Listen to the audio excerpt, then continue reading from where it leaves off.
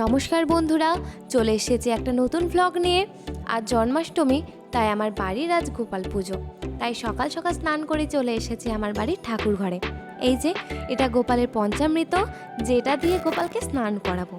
আর এই যে সামনেই বসে রয়েছেন আমাদের রাধা কৃষ্ণ এবং তার মাথার উপরে স্বয়ং মহাদেব। আর এই যে পাশে রয়েছেন আমাদের ছোট্ট গোপাল, তাকে এখনো ঘুম থেকে ওঠানোই হয়নি। পাশে রয়েছেন মা সরস্বতী এবং তার পাশে আছেন বজরংবলী। এখানে একটা ছোট্ট ব্যাঙভার রাখা হয়েছে।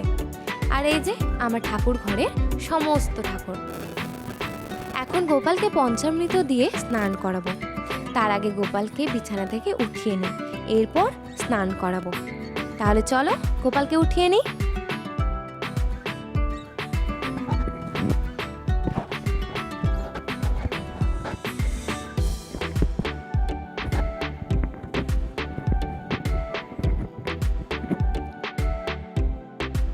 আমি না প্রথমে বুঝতেই পারছিলাম না গোপালের জামাটা কিভাবে খুলবো, কারণ এক হাতে আমার ফোনের ভিডিও হচ্ছিল আর এক হাতে আমি গোপালের কাজ করছিলাম।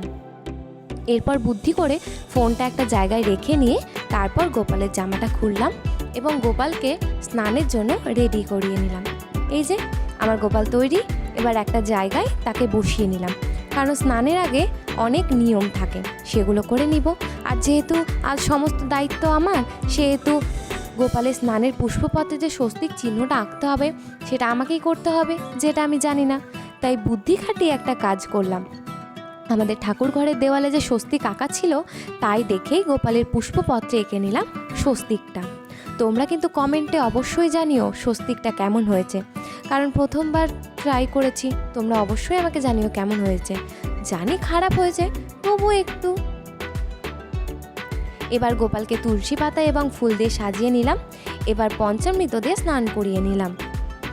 এবার নরম হাতে ঘিটা গোপালের পুরো শরীরে মাখিয়ে নিব। মাখানো হয়ে গেছে। তাছাড়া অনেক নিয়ম ছিল যেগুলোর ভিডিও করা হয়নি। সব শেষে গোপালকে ঘি আর বেসন দিয়ে স্নান করিয়ে জলে ধুয়ে তুলে নিয়ে মুছে নিলাম। এবার গোপালকে একটা অন্য পাত্রে বসিয়ে দিলাম।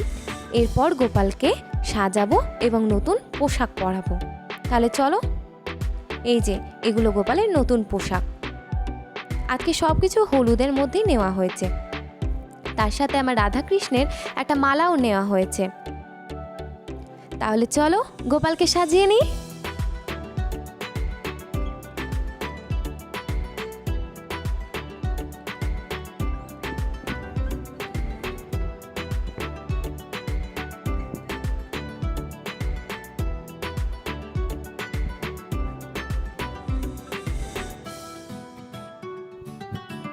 আচ্ছা, এই হলুদ পোশাকে আমার গোপালকে কেমন লাগছে তোমরা কিন্তু কমেন্টে অবশ্যই জানিও আমাকে। গোপালকে সুন্দরভাবে সাজিয়ে নিলাম। আমি প্রথমে বুঝতেই পারছিলাম না গোপালের মালাটা কিভাবে পরাবো।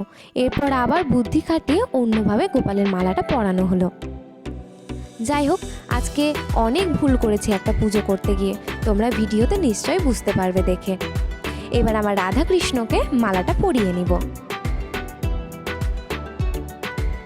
এই যে এটা আমার রাধাকৃষ্ণের মালা।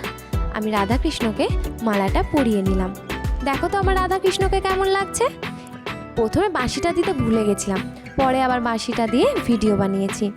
এই যে আমার রাধাকৃষ্ণ। তোমরা কিন্তু অবশ্যই কমেন্টে জানিও আমার রাধাকৃষ্ণ এবং ছোট্ট গোপালকে কেমন লাগছে। ধন্যবাদ। আজকের মতো ভ্লগটা এখানেই শেষ করলাম।